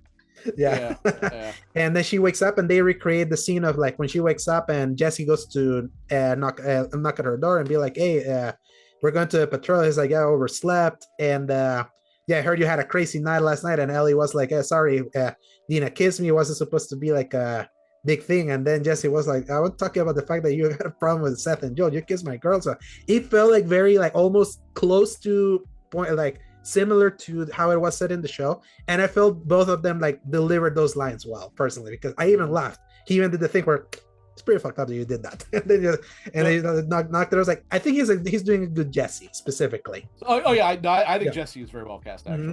actually. He actually obviously he's Asian, but Yes. he does actually kind of look like the character model. Mm-hmm. He's maybe a little taller, a little skinnier than Yeah. Jesse actually is, but nevertheless, I'm like, no, that's a pretty good cast. Mm-hmm. So yeah, I agree that he did a good job, and actually, I thought Bella did an okay job. Mm-hmm. I don't think that Bella does a good job expressing emotion whatsoever, with one exception, and it was Mm-hmm. what she had to express here. Yes. She is good at expressing being awkward. Yes. Now, whether that is because she is a naturally awkward person or it's just something she can do, I don't know. Yeah. But I think she does despair slightly well. It's just that Ashley Johnson does like has more emotion to that despair. That's my like in comparison. Ashley Johnson's portrayal of Ellie rather in that moment is genuinely pretty much like I could not think of a more realistic reaction that you would have in that exchange where he's fucking with her and saying like, "I heard you kiss my girlfriend," and she goes, "Oh," and like that was like it's not even just my adoration for the game. Like it genuinely was exceptionally good facial animation. Her and it's not as good in Bella's portrayal, but she still does at least appear like she's in a very awkward situation and doesn't really know what to say. Yeah, and I think that said, well, I was gonna say that said, when he goes, "I'm just fucking with you, I don't care," and then she goes to close the door and he's like, "That's fucked up though." Yeah, like she didn't handle that last part of it very well because that's when like in the game like she like rolled her eyes, she's like, "You're a worse," and she slams the door. Yeah, and that was more basically. But Bella's was not as like believable in how no, she. in this one it was that he just like shut the door. It was I found it funnier because like, she didn't even have to say anything, so she shut it. And then obviously we got like a little conversation of that suddenly Ellie wants to go like on patrol with Joel, and then this is the change trickle down I'm mentioning. All of a sudden now because you wanted to do well, and also they certainly wanted. The big thing was they wanted to make this episode a full episode, which is why we had a whole moment that was not even in the game. Exactly. We'll get to that. But yeah, no, I did not care for that change because I genuinely did like the fact that Tommy was present in the game for what happens. I thought it was like I like Dina. Like it's nothing against Dina. It's nothing against the Dina in this show. I thought it was much more impactful to have Tommy. Yeah, I think what the change it has done is that I feel that her being present when the big moment happens is more. I feel like they're trying to give more motivation for Dina to tag along with Ellie instead of just being like, I'm tagging along with you just because I like you. Because I feel like they're trying to make both of them feel like they saw like they saw their Well, what, father die what, basically, what, or what, that what figure. they're both dealing with loss, not just Ellie. Exactly. That's So the idea. But because I feel if there's one criticism I do have about Dina is that unfortunately because she tags along with Ellie because she likes Ellie a lot and she wants to support her, then it's like I feel they sideline her like too quick because of the pregnancy thing that happens and all that. right, And I feel like right. at the very least, I feel they did it at the expense of Tommy, or they probably thought, hey, he's his brother. I think that's enough motivation by itself knowing that they killed your brother that you're gonna go after them, even though it's like he knew that they were the WLF. Like Right. they're like What Tommy doesn't what really what know what, them. what you noticed that they made sure that they pointed out Yeah, when Dina but saw the tag on the yeah, bag. Yeah. but it's Dina the one that knows them. Like Dina knows the names, Dina knows how they look and Right. all that. Like Tommy doesn't really know them. But I feel Well, right. that was probably the reason why they wanted to kind of like strengthen the motivation for why like Dina's gonna go in, and we don't even know if she's even pregnant. Like in this one, because like her relationship with Jesse feels even more like separate than it seemed in the game. So maybe I'll they're tell you gonna walk away, walk that away. Who knows? if So she is, it's even more fucked up if they drugged her though. yeah, But they didn't know it yes, obviously. Like they did not know she was. yeah. Which That's so actually funny. that very well could come into play because we know what happens Mm-hmm. later involving pregnancy, and Mm-hmm. that clearly maybe that's being done intentionally as Yeah, that's more a whole movie foreshadowing. thing. But Yeah, yeah, yeah. So then going back to it, so that conversation with Ellie and Jesse, if you know the game, they clearly state that they had the talk. Basically, if you understand like mm, what Elliot was saying, because like, oh, that's quite the change. If you don't know, it's probably just you could kind of read it as like Ellie just accepting. It's like, look, it's an awkward relationship that we have. It's like it's just us, it's me, it's Joe. That's how it's always gonna be. So don't worry about it. Uh, you could, and if you paid attention to the guitar, you know the game, then you know you had the talk. That's basically how I saw it. It's like, yeah, it's like we know that thing's gonna happen. So she probably walked mm, by and then she kind of came back as like, mm. man, and they probably had that talk. And I can't wait to see how that happens whenever that happens, whether it's this season or maybe at the end of season three. I'm gonna guess it'll be next season, but you Yeah, never know. You never know. exactly. And so obviously then we go a big change from the game is like this was the time where Dina and Ellie were gonna go on patrol. So this time they put Jesse and Ellie on patrol because Joel and Dina, which would have been Joel and Joel Right. and Tommy, they were already they kind of went already out. And kind of the reason why they already went out was because Joel told them to let her sleep in, which is kind of, Right. which is kind of funny to think and sad when you think about it. Like if you understand the context. Right. And so as they're kind of going, but before they go on patrol, they go to the big dining room where or what you might call it, Tommy's having like a big talk about like there's like a big storm coming, there's probably Um, danger of some infected that they've been seeing. So you just make sure like a big preparation. So it's like, hey, it seems like we're about to get something rough. So you just kind of prepare. And that's kind of where Ellie meets with Maria, who had summoned her because he wants she wanted Ellie to have that the apology from Seth. mm. And I would say that Seth is more apologetic in the show than he is in the game. In the game, he feels more forced to apologize. Uh, Well, I would say in the game he more shows being kind of embarrassed actually about it, and doesn't like. mm, I did take it as he felt bad for saying it, but he mm, was so humiliated he even had a hard time apologizing. yeah, Whereas here, I agree with you. It yeah, almost seemed more like he was like, "I'm really sorry. I didn't mean what I said at all." Blah blah blah. Whereas mm-hmm, again in the game, he was more like, "Yeah, I should not have said that. I know it, but I don't really want to." I want to apologize to Right, right, Dyke. So it's like they try to make Seth a little bit more sympathetic here because if he felt more apologetic and they cut out the we got bigot sandwiches, which was one of the few cringier parts of the writing in the game. that was a bad line, no doubt Yes. about it. So I'm like, I was glad that they took it out. Then Yeah, obviously Ellie was like, yeah, sure, I accept the apology, whatever. Let's just go for the hunt. yeah. And then obviously we see a scene of like Abby just kind of walking around, and then she slides down the mountain after she sees a patrol, which is clearly you understand who it is. That was Joel and Dina. It's Joel and Dina, yeah.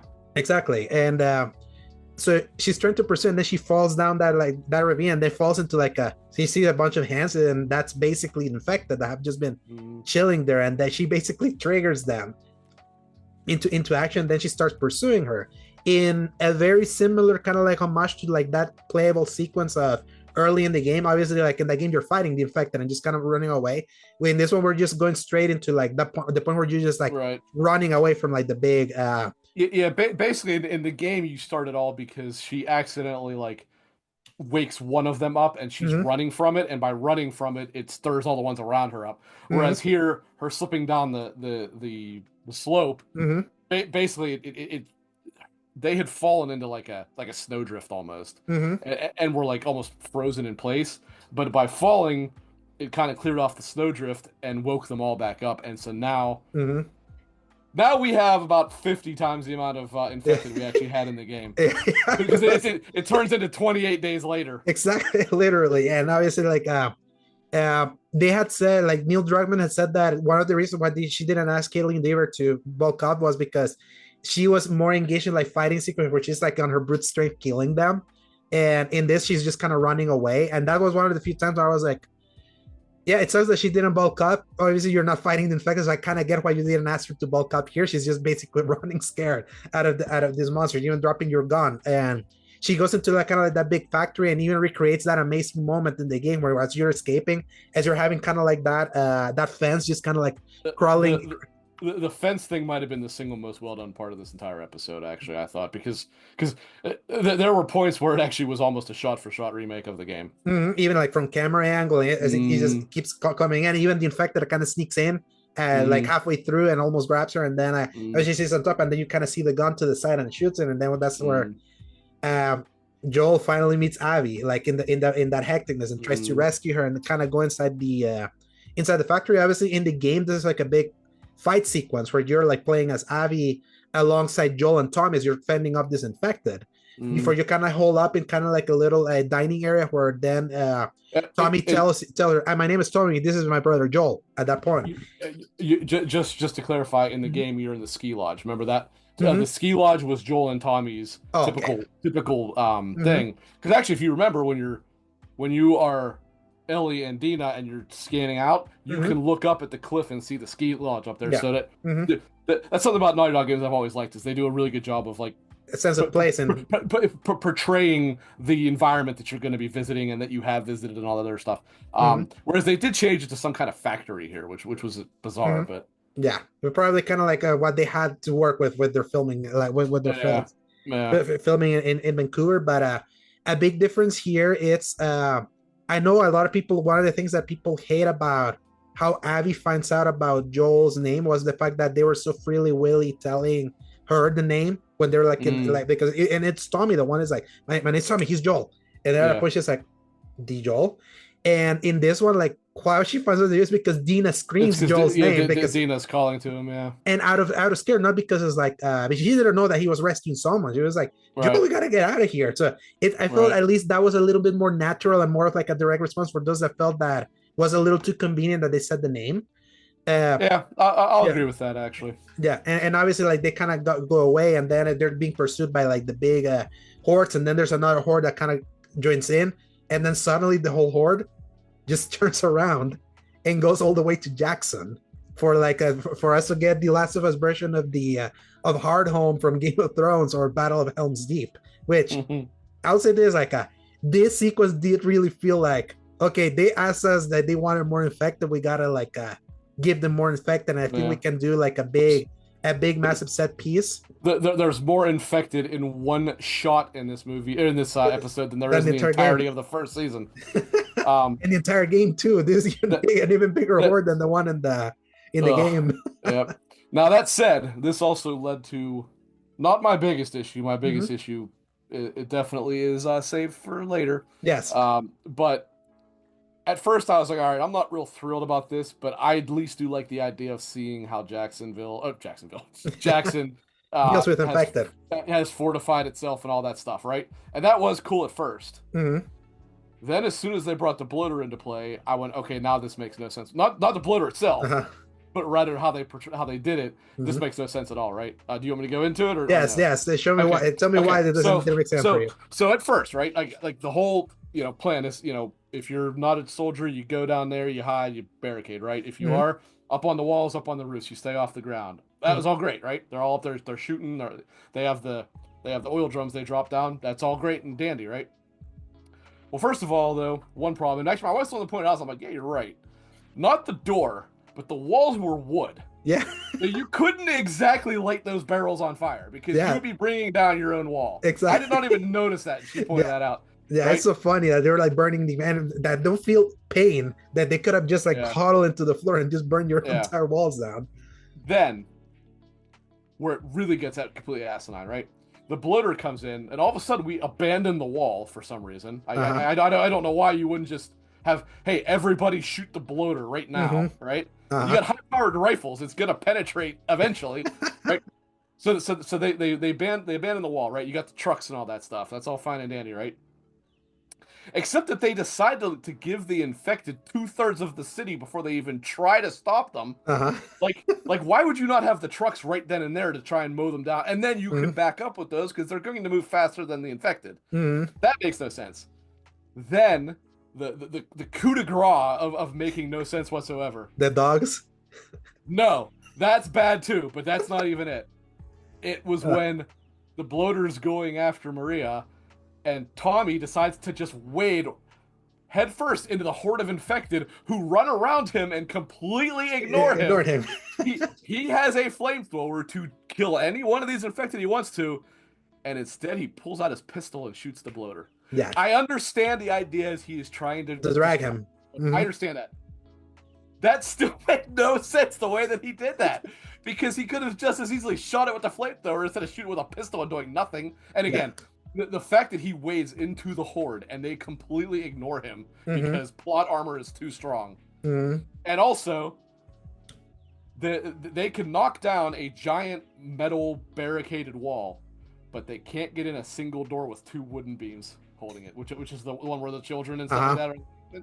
And it's like, you guys like tried so hard to make something cool that you threw logic out the window with this entire scene. Yeah. It's so funny And when then, like you said, the dogs. yeah. What would the dogs do there? That Yeah. would not do anything to the infected. But apparently they were like the same. Like it was so funny. Radic from Twitter, it was like, shout out to the guy that got an 11 Yeah, kill streak to, yeah. to release the dogs. And the dogs were like, we're fighting. Like the dogs were like killing Oh the yeah. fact that it was so funny, but it looked very silly. But I do find it funny that kind of like I kind of because it did feel how they portray like why would Joel go to where he ends up going. Uh, a lot of people complain that it's like why would he trust this girl so like freely to for him and Tommy to just go up to the to that mansion and kind of go huddle there while they were escaping from the infected.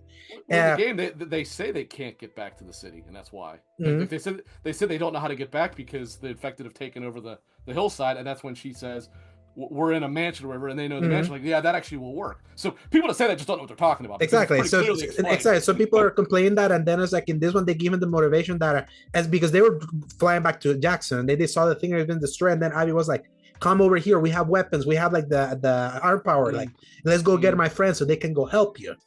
Because he didn't want to go. He was like, no, I need to go back. Like, I feel like they left Tommy in to kind of give that whole thing. You know, like at all the point, he was like, he was worried about Tommy being like in Jackson because like my family's there. I gotta go help them. And and Abby tricked him and be like, hey, we're gonna help you. Like, let's go to the love, get all those weapons. And then and Joel even asked him, are they armed and all that? I was like, okay, let's go. So basically he falls more into a trap there compared to like instead of just like the more convenient, like, oh yeah, it's Joel. Oh, it looks like you've heard of us or something. And it felt like in this version of the story, they were trying to even case more like if this was the Joel. Because I've heard a lot of people saying like, how did Abby know that this was the Joel? Just because he could have been any Joel and he just happens to and killed it. Obviously, but that was just for the dramatic effect in the game. And in this one, it's like they made sure it's like, when's the last time you saw? Right. Where was the last time you saw the Firefly? He says, Salt Lake. He's like, hey, at least you're honest. Boom. So when they get to the lodge, and obviously within all this time, like both Ellie and Jesse kind of also got trapped by the winter storm. They huddle at a 7-Eleven, which is where Eugene's weed is here instead of like the library in the library. Yep. In the game, and obviously like this caught up that one of those scenes where it was like at the very intimate happy moment that Ellie and Dina have, while Joel kind of like then falls into the trap that then takes her down to like the big pit of despair. They took that out, but then meanwhile for some reason they kept the just absolutely cringe bong in a gas mask thing. Yes. I was like, if everything to keep, you kept that. You kept the gas mask bong. I would have rather they kept the ridiculous joke porn names. I thought that was funny. At least I thought the bong was stupid. Yeah, the Crash Band. I remember the Crash Bandicoot jokes from that from that scene. So Smash and then Brandy's cooch. Yeah. So and then Jesse hears like the They were using Joel's code name because they were like, "You're not back. Like, we need you back." And they kind of split to kind of go find them. And then obviously, like Ellie eventually gets into the trail where he finds Joel. And then obviously we flash like let's cut into where the big scene whenever they get to the lodge and there's like a him and Dina going to like the crew and they're kind of helping him. It was like yeah they're getting to warm clothes. You're suffering a little hypothermia. They're helping Dina and Dina was at WLF. What are that like? Who are you guys? And then Joel was like, okay, everyone gather your things around. Like we got to go help they're in Jackson. And Yeah, I think there's a lot to discuss here. and then Abby was like, yeah, her name is Dina, and his name is Joel. And then immediately everyone was like immediately triggers. And then like it was I think Manny immediately grabs Dina like at gunpoint, like it's just choking her. Yes, I believe Mhm. it was him. Yes. Yeah, and then Abby was like, No. It was Owen. It was Owen that grabbed was it her. Owen? No, Yeah, no, no, no, no. yeah. It was actually Owen had the rifle. He was like aiming at Joel, be like, Was it? don't. Yeah, it was. Okay, maybe it was Manny then, because Yeah. it definitely wasn't Nora, and it definitely Mhm. wasn't Mel, because Mel was the one that had the Mhm. syringe. Yeah, because Abby immediately told her when she said that it's Joel, it's like, and Joel at first was like, "Oh, you want to steal things from us? Yeah, just take everything. I don't Yeah, care." yeah. But then it was like, and then I was like, "You think we're you see us as raiders or something?" And then Uh-huh. she immediately tells Mel, "Grab the syringe and like put her to sleep." Um, Yeah. just briefly, like I want to spare her from what's about Well, to and, happen. and the whole thing was that thing was so weird. I get what they're doing. They Mhm, didn't want her to, for story logic purposes, they didn't mhm, want her to hear all their names and mhm. where they're going and all their crap. But it's just putting her to sleep. I Mhm. swear it. It Yeah. was so weird. It's like first of all, they're holding you up by gunpoint. Why would you believe I swear? Yeah. Like, to be fair, I'm not saying he did. He may Mhm. not have, but Yeah. yeah, I actually took a fair bit of issue with this scene. Do you want to talk more, or do you want me to go into it first? Yeah, basically, so real quick before you give it like your like and your subjective like thoughts. So obviously, like they put Dina to sleep. Then then obviously they have they ask Joel to like guess who they are. Oh yeah, you're military. Oh yeah, but what kind of military? Fireflies. Yeah, and then I was like, didn't you hear that the Fireflies are no more? They got a Mm, stint, and you probably kind of know why. When's the last time that mm, that you saw Firefly? And trust me, we'll know. mm. And then that's when it's like he looks at because they're still holding Dina at gunpoint even though she's already asleep. Like Joel was like, yeah, it's like I'll just tell the truth. Well, Salt Lake, and then I was like, yeah, hey, at least you were honest. Yeah. Shotgun, boom, and then it starts like the big. It's so this is so funny because this is also a reference to the game in a way of like remember when Joel tells Abby, what about you just skip that well rehearsed speech that Yeah. you're planning and just kind of get over with? And And they let this Abby basically give her villain speech. that's so Yeah, there begins the list of issues that I yes, have with this go for it. scene. I want to hear Okay. it. So let's begin with a simple comparison. Mm-hmm, I thought that the way that this scene was written in the show mm-hmm, made Joel seem like a complete and utter pussy. Whereas in the game, mm-hmm, he was defiant to the last minute. And it's like, all right, that was pretty cool. mm-hmm. He literally gets his leg blown off in the Yeah. game, which it's basically like kind of a deep wound in this, which is insane. He got shot Mm-hmm. at point blank range with a shotgun. It would have ripped your leg off. Yeah, it didn't quite Uh, rip the leg up, but there's a big hole in the game. right, but yeah, right, but here it's nothing more than like a wound. Mm-hmm. Like theoretically, it looks like something that with a few months could heal, right? Uh-huh. Um, So I thought, and I'm not blaming Pedro, I'm blaming the writing here. Mm-hmm. Um, he really came across as like a massive pussy in this, I thought. Yeah. But also, so this is obviously where the big change at the beginning comes into play. Is Mm-hmm. this was such a shock because in the game, for those that haven't played, the way it works is Mm-hmm. like Alex said, you come back, they go, hey, thanks for your help. You guys should come back to our place and restock. We got Mm-hmm. all kinds of food and medicine there. Whatever you guys need, we'll get you. And then Tommy says, I'm Tommy. This is my brother Joel. Mm-hmm. And when he says it, they show everyone look up and And Tom and like Joel and Tommy both look around like that. You guys like us. And and then Abby walks forward with a shotgun and goes, "It's because they." I'm sorry. because they do.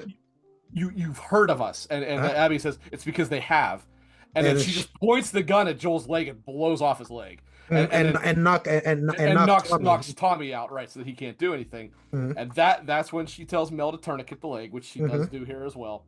Yeah. And and so again, this is where, like, I mean, Joel can't even move. She hasn't put up Mm-hmm. against it, and says like, okay, you know, this is where she kind of does her speech. And like I said, Joel, defiant to the end here. He looks Mm-hmm. at her in the face with a snarl and just says, "Why don't you just tell me whatever you got to say and let's get this over with, or whatever." Right? Mm-hmm.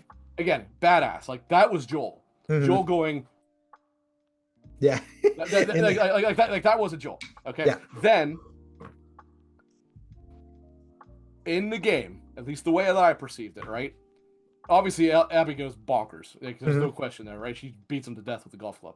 But I took that as somebody being driven by just complete rage and passion and being caught up in the moment. They make her a complete and utter psychopath in this.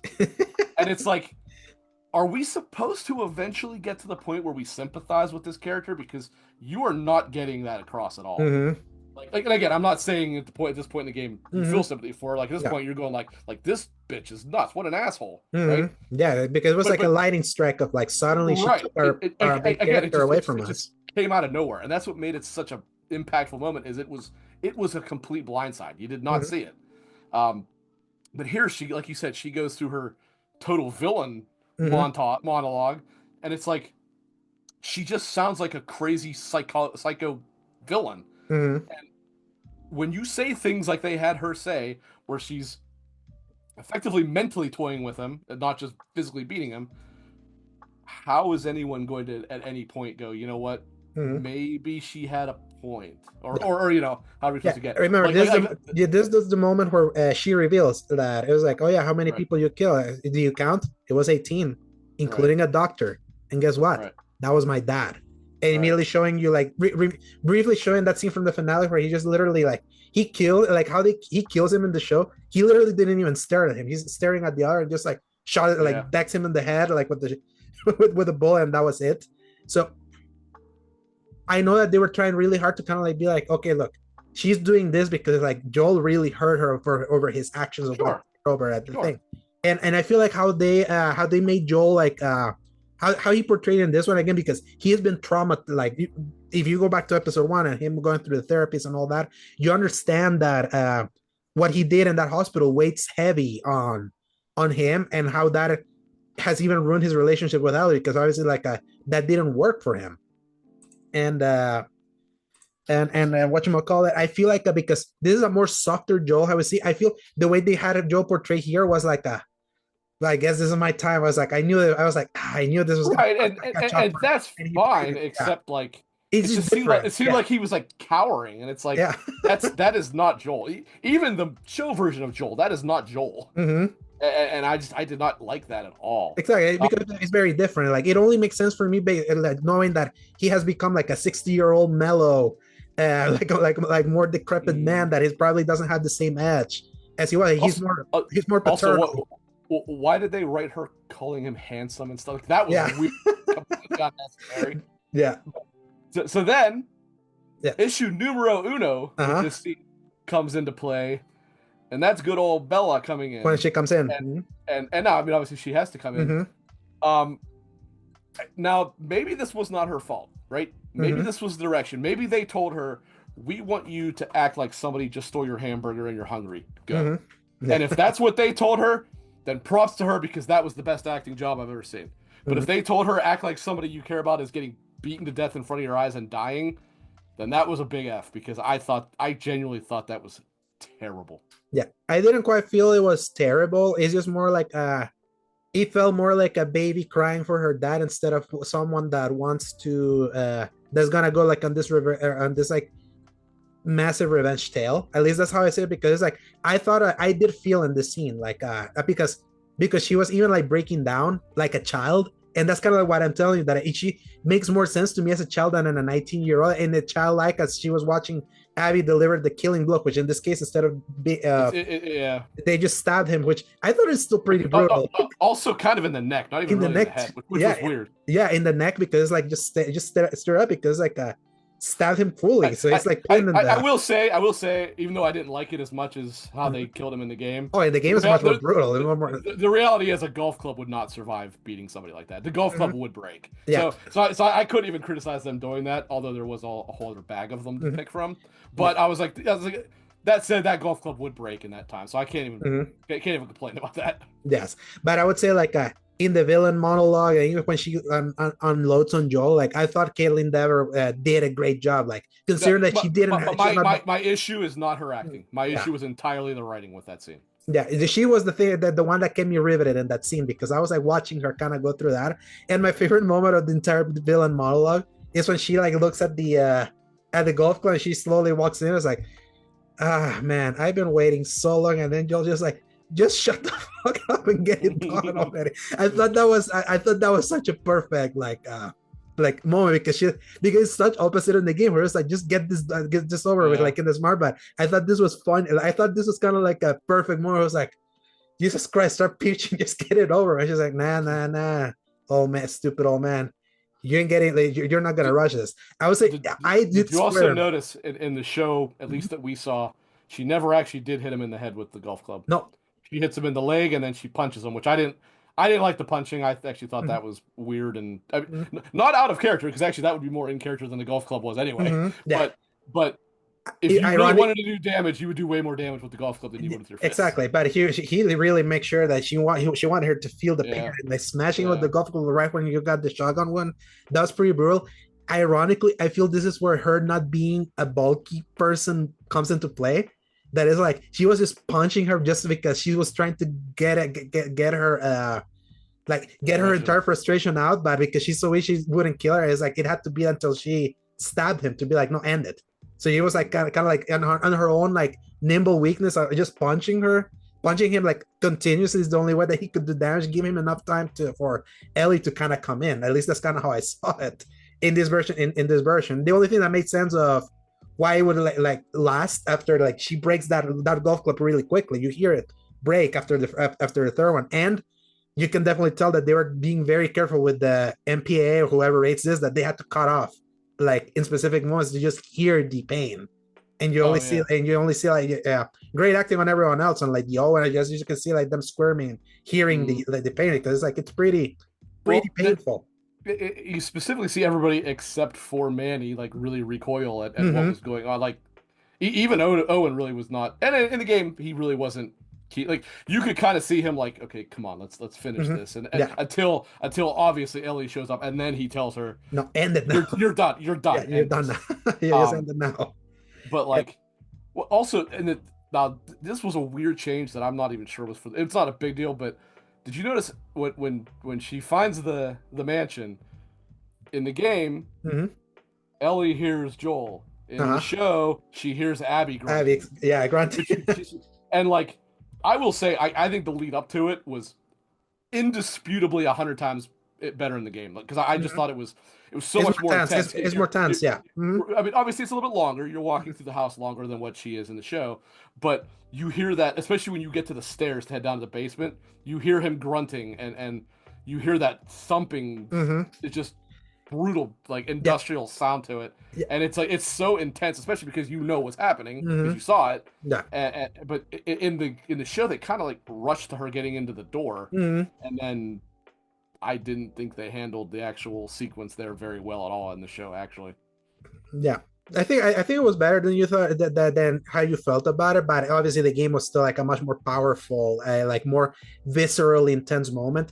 I would say that the thing that they added here to kind of probably make up for not hearing the grunts, like obviously they didn't knock out Ellie, like when she's like, "I'm gonna kill Well, you right. all," and then just like kick Which her. is another thing that makes no sense. Like, Yeah. also, and I want to point out there was one thing I was looking forward to seeing Ellie get kicked in the damn face, and I didn't get to see that. And I'm so mad about that. for extraneous But reasons, bad. but regardless of that, it does not make sense why they would just leave her awake and walk away. At the Hmm. very least, they would inject her with the same thing they injected Dina Yeah. and say, you'll wake. Because otherwise, she's just gonna get up and follow them. Hmm. So it really made no sense why they just left her like that. Yeah, but I would say like I sort of justify because I did feel when she then had to crawl to be like on Joel's dead body, like it was the Lion King. Then me that loves the Lion King, I was like I felt that. I was like just trying to grab, and be like, I lost my father figure, and understand. And at this point, if you were just in TV, knowing that they had kind of like that rough little relation, this was the last thing that they saw each other thing. And they did also have they have more of a, you could look at that when she's like, please, Joel, like stand up, like get up, like get up. And he And you actually can could see, try, right? and he tried it, and then that's when it was like, I was like, just end this now. And then she just grabbed the thing and just stabbed him. So Although I will say the big difference there is it, but by my perspective at least, I thought he was a lot further into the beating in the game than he was in the show. mm-hmm, I think it was, I think maybe she got there quicker in the show and he mm-hmm, had been less beaten. yeah, Plus, again, he did not have his leg literally blown off it like in the exactly. show like he did in the game. There was nothing to stand on in the game, but he had a Mm-hmm, leg still, even if it exactly. was messed up. So that's Mm-hmm. kind of the difference there Yeah, too. and it probably, you notice is like, because it was in the game, it was like she was super close to him when he had the shotgun, and Oh this yeah, one she was it far was point away. blank. Oh So, yeah, so yeah. it was probably, that's why it was just more like a very big wound here, because there was more distance here. But I thought that more, I felt that when it was like, you could see that he's trying to get up, and after he gets stabbed, and then she tried to get up, and then she's like laying with him, like completely destroyed, and then the overhead shot, like you see how empty it is, and it's just them and the body of Dina kind of like I just passed out there. I felt I was like, okay, not as good as the game, but I did feel that, especially when they put the Ashley Johnson version of the song that she played in the reveal trailer. That's the scene, that's the song that ends this episode. I was like, that's a very fitting like choice, using her, especially knowing that Ashley Johnson is Anna, the like The mother, her mom right? here. So it makes sense why they would put her. You could kind of be like the mom singing over like this very tragic moment, and seeing the scene of them in the house, in the horses, and the body being dragged. I was like, man, that's how it would have been. Like that killed me. I was like, man, that hurts. Seeing them dragging the body back was about the only part of it that I did like, to be honest with you. I can't stress enough. I really did not think that scene was well handled at all on the show. That said, why? If you notice, Dina was still pretty much knocked out, right? Uh-huh. Like we don't know the exact time frame of when Mm-hmm. that finished versus when they're heading back. Why would they have the unconscious person on her own horse? The two Yeah. conscious ones on the horse together. Yes. Like, like you would think that Jesse would have been like, all right, I know you're bad, but you gotta ride the horse by yourself. I have to keep Dina, Mm-hmm. or have her do it. But you would think in this case he would obviously want to handle that. Mm-hmm. It made no sense to have Dina on the horse by herself. Yes, Like it she's was just so gonna fun. fall off. Yeah, I need to rewatch it. I want to see if because I thought I saw that Jessie was grabbing also her horse too. Like, but What that may be, but you're Mhm. way she's gonna fall off to the side because Uh-huh. she's Yeah, not she's barely. Yeah, she's still yeah, kind of like drugged. and So her head was definitely swooped down. So even if she was like awake, she was very clearly out of it still. So mhm. I don't know if she'd be able to maintain her balance properly by herself. Yeah, but I did feel that because I was like, we never see like what they do with the body in the game, Right? because it's just like she's knocked out. Like Dina wakes Ellie up. You assume that they bury it because you Mhm. see them at the grave, but Yeah, so we got to see it, and I feel like if you like Joel, that hurts seeing, because like, man, this great character, and he's just been dragged through the snow. Like, I just but another big body. old red spot right in the middle of the head too. Did you notice Exactly. that? Yeah. Oh man, and that would have been like where the open wound was, like when he got Yeah, stabbed. So yeah. so overall, I do like this episode. I like the spectacle of the fight, even though the logic is kind of like suspect, and I need to see kind of like with this change of permutations, like Joe, like Tommy wasn't there, like Dina was here.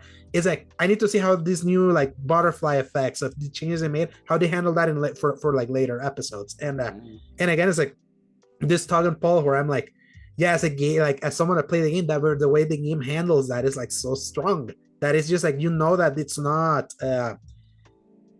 it just doesn't compare. Though I'd say there's still good stuff in it for the TV viewers, and even, and I know just for the TV, the people that saw it from the TV side, like there were some people that this was really affecting. Like Gene Park just tweeted like some pictures of like the TV only like reactors that is like being all devastated. It was like, I guess it still worked. Like at least if they wanted an attempt to be like a visceral reaction, I think there's visceral reaction from people that didn't know, especially if they were unspoiled. So I think that it still works for that people, but I can't imagine just watching like, God, if this would have hit me the same way, if it was just kind of like the TV show, if I was completely unspoiled, if I didn't know about like that there's a version of the story that's more a shock and awe, that is more like sudden, it's more like viscerally violent, and like let's just chew on that. So those are kind of like the things that I'm like, I'm relying on hearing it from others just to make sure if it works for them, because I'm sort of kind of like in your camp of like that knowledge is gonna be very hard to like shut off and see and kind of see. Even though I see some of the ways that I'm okay with some of these changes, I like Ellie crawling and being with that dead body, like because it's got a respite because they're all alone. And she always said that she was always afraid of dying alone, and she was all alone with like the last person she cared for being there. Mm. Uh, Kaylin Deaver's long-winded monologue still like sold like she at least made that work for me, even though like in concept it was like, man, you're like over explaining so much here that Mm. it's like that's just not as effective. Though I Mm. because then I'm like when you're kind of like what you mentioned with it also made her feel psychotic in a way that it's like Yeah, that is the issue I have. mm-hmm, Not so much that she over-explained, although that is an yeah, issue, but specifically, it's like this is going to be even harder for people without the context now to ever sympathize with her because of how mm-hmm, truly like evil she sounded in this whole moment. yeah.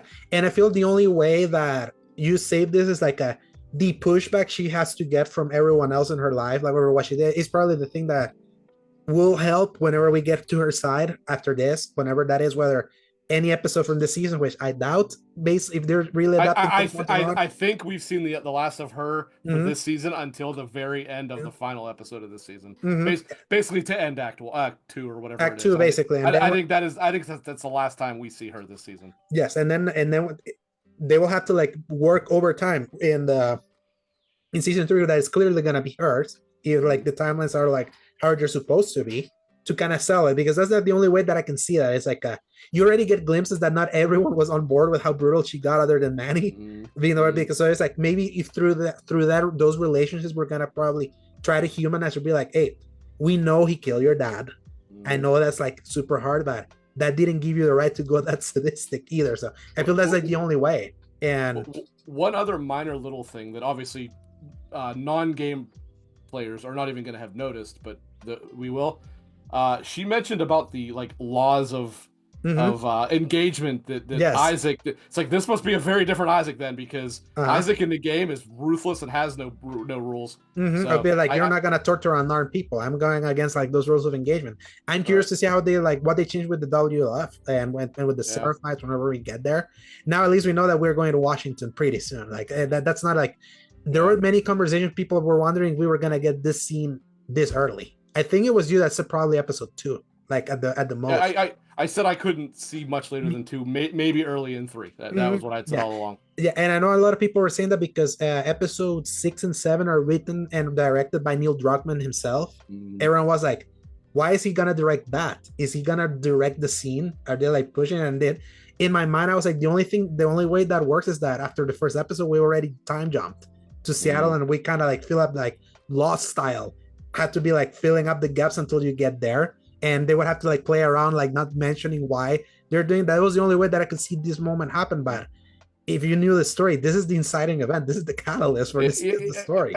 I guess real quick, I know we're kind of running Mm-hmm. out of time Yeah. here. Mm-hmm. I guess that so next episode we've seen the preview. We know obviously Mm-hmm. this is going to be when she's going to interact with Maria and all that stuff. Yeah.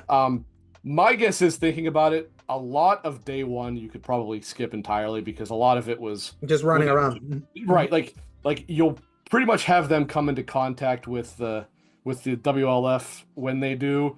I don't think you encounter the scars until day two. So Yeah, they too. the reality is most of day one they probably won't even have in this because it just won't matter. And Mm-hmm. that's probably how they're going to make up time.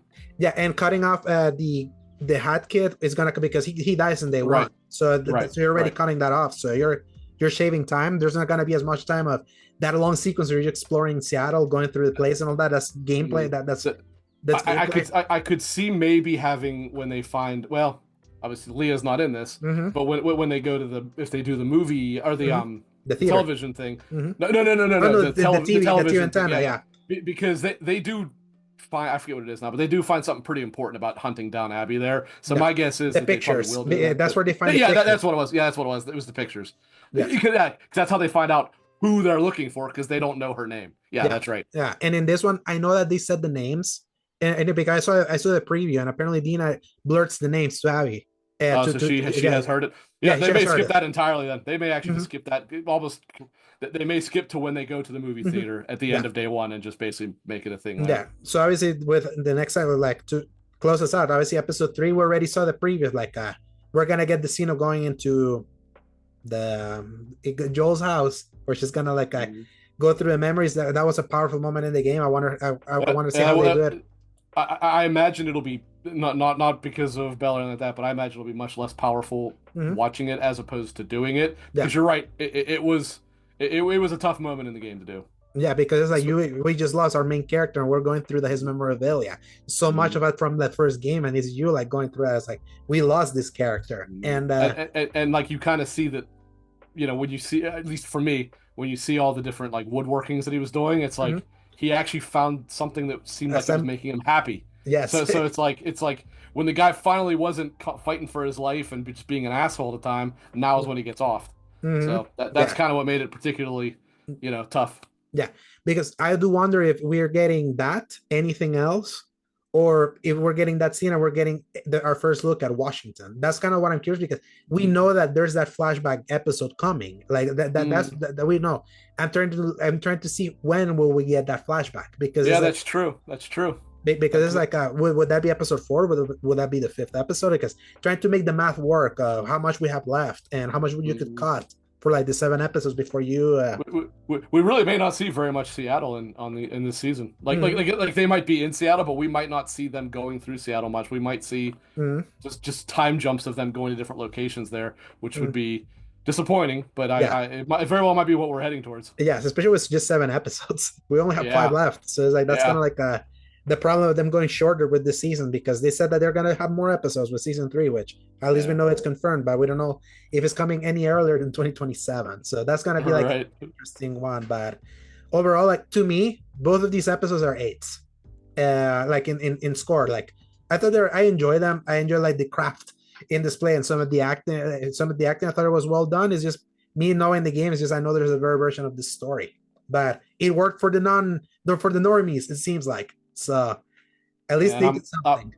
So, I'm more around like a 6 for both of them myself. yeah, and it Like makes I'm sense not for you. I'm not trying to be a hater. I'm really not. This is truly one of my favorite stories ever told in Hmm. gaming, and I so far am not real happy with the way they've chosen to tell it. Yeah, So, and that's an interesting place to be. Like, as someone that understands that the way that the game told the story was pretty powerful, hmm and like especially understanding. I will defend until the day I die Mhm. the structure that they told the story of the game. I know some people hate it. They're allowed to. I will defend it until the day I die. I think if you tell it in any different way, it totally Mhm. changes how the story Yeah, is. because then it's like, where are the emotional gut punches based on the Hmm revelations of its time jumping hmm nature? So, with that's our thoughts of the first 2 episodes. Going forward, we're gonna be doing one at a time, so much shorter, Yeah, probably. so it won't be nearly as time crunched because of that. So, Exactly. But this was fun talking this, and let us know like what you thought. You enjoyed these episodes, like I did, or you were more in Rick's side, maybe somewhere in between. Leave a comment, like and subscribe over whatever your podcast service of your choice is, and our YouTube channel over here at Escape Gaming. Where can people find you, Rick? uh, Butch4969 on Twitter, Steam, Xbox, you name Mm-hmm, it, and every other week on X Button with you mm-hmm. guys on Escape, Yeah. and most Fridays at 7:30 Eastern Time Mm-hmm. on Spreading the Nerd on YouTube. Yeah. And you're rotating in this week to the X buttons. I am. Mhm. Yeah, this is gonna be a busy week for me. 3 podcasts Exactly. to do this week. Oh yes, and you can find me at a Segovia on Twitter and a Segovia on Blue Sky, and my written content for gaming stuff over at seasongaming.com. So this was fun. Looking forward for more conversations about The Last of Us, and see you for the real episode of the X Button that airs every Fridays from 10 a.m. onwards, given my internet works, and especially in the internet uploads. But until then, peace out and Press X. to play. See you guys. Hasta la vista, baby.